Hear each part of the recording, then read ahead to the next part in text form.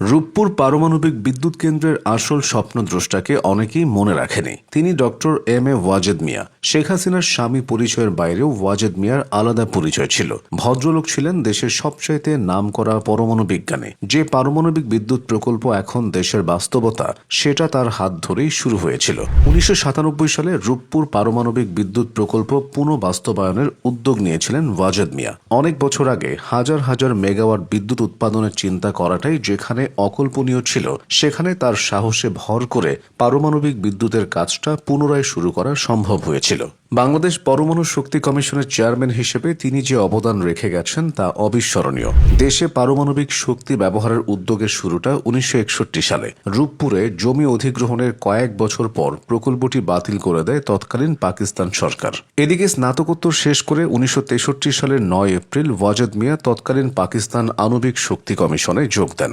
পরবর্তী দীর্ঘ সময় যখন রূপপুর ছিল একটি অবহেলিত প্রকল্প, তখনও ওয়াজেদ মিয়া হতাশ হননি। পরমাণু শক্তি কমিশনের চেয়ারম্যান হিসেবে তিনি লড়াই করেছেন জমিটুকু রক্ষা করার জন্য। তিনি জানতেন জমি একবার হাতছাড়া হলে এই স্বপ্ন আর কোনোদিন বাস্তবায়ন হবে না। তিনি কোনো রাজনৈতিক নেতা ছিলেন না, তিনি ছিলেন আপাদমস্তক বিজ্ঞানী। তিনি বই লিখেছেন, গবেষণাপত্র তৈরি করেছেন এবং রূপপুরের কারিগরি ও প্রশাসনিক ভিত্তিপ্রস্তর স্থাপন করেছেন। 1969 সালে ইতালির ট্রিয়েস্টের আন্তর্জাতিক তাত্ত্বিক পদার্থবিজ্ঞান গবেষণা কেন্দ্র তাকে অ্যাসোসিয়েটশিপ প্রদান করে। এই সুবাদে তিনি 1969 থেকে 73 এবং 1983 সালে ওই গবেষণা কেন্দ্রে প্রতিবার 6 মাস ধরে গবেষণায় নিয়োজিত ছিলেন। 1969 সালের নভেম্বর থেকে 1970 সালের অক্টোবর পর্যন্ত তিনি যুক্তরাষ্ট্রের ওয়াশিংটন শহরের ড্যারেসবেরি নিউক্লিয়ার ল্যাবরেটরিতে পোস্ট ডক্টরাল গবেষণায় নিয়োজিত ছিলেন। 1975 সালের 12 মার্চ থেকে 24 আগস্ট পর্যন্ত তিনি তৎকালীন পশ্চিম জার্মানির কার্লসরুহে শহরের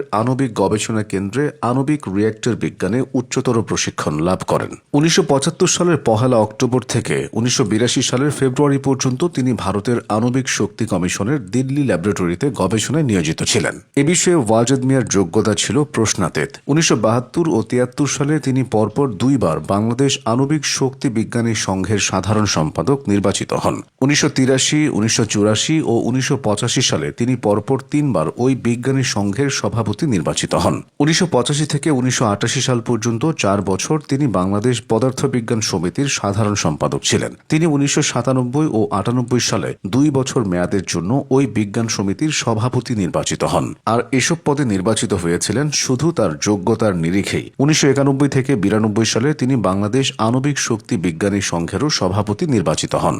এছাড়া 1989 থেকে 1993 সাল পর্যন্ত পরপর 3 বার তিনি বাংলাদেশ বিজ্ঞানী ও বিজ্ঞানজীবী সমিতির সভাপতি নির্বাচিত হন। নিজের পাণ্ডিত্য ও প্রতিভার যে পরিচয় ওয়াজেদ মিয়া গড়ে তুলতে সক্ষম হয়েছিলেন, তা এক কথায় অনন্য গৌরবের। এজন্যই অন্য পরিচয়গুলো তার জন্য অলংকারের মতো।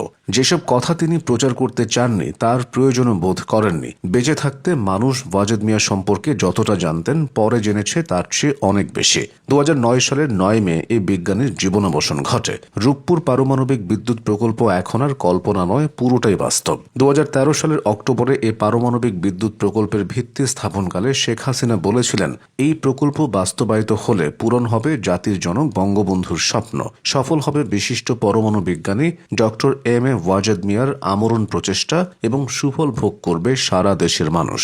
বাংলাদেশের প্রথম নিউক্লিয়ার পাওয়ার প্ল্যান্টের এই কাজটুকুর জন্যই ওয়াজেদ মিয়া প্রজন্ম থেকে প্রজন্মান্তরে স্মরণীয় থাকবেন।